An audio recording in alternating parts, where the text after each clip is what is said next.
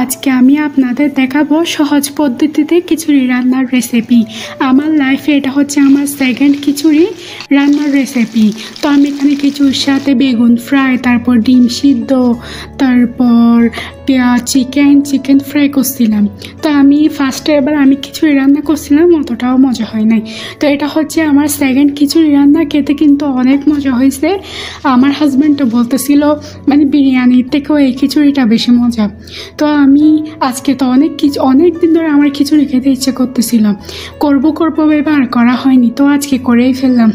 তো আমি খিচুড়ির জন্য চাউল নিয়ে নিয়েছি, তারপর ওখানে আমি ডাল দিয়েছি, মসুর ডাল, তারপর তেজপাতা, পেঁয়াজ, রসুন এগুলো পরিমাণ মতো দিয়ে দিয়েছি। আমার খিচুড়ি রান্নার রেসিপিটা অনেক ইজি, অনেক ঝামেলা নাই। খিচুড়ি তো অনেক রকমই থাকে, বোনা খিচুড়ি, কীরকম পানিওয়ালা একটা খিচুড়ি থাকে ওইটা, তারপর মাংস দিয়ে, কিন্তু এটা অনেক ইজিও আর খেতেও অনেক হেলদি। তো আমি এখানে টমেটো, আলু এগুলা দিয়ে দিব, কাঁচামরিচও দিয়ে দিয়েছি, তারপর আমি এখানে চিকেন স্টক দিয়েছি। এখন যে আপনি চাইলে এখানে ম্যাজিক মশলা দিতে পারেন, ওইটা দেওয়ার ফলে টেস্টটা আরও বেশি বাড়ে। তারপর এখানে আমি মরিচের গুঁড়া, হলুদের গুঁড়া, তারপর ধনিয়া গুঁড়াও দিয়ে দিব, লবণও দিয়ে দিব পরিমাণ মতো।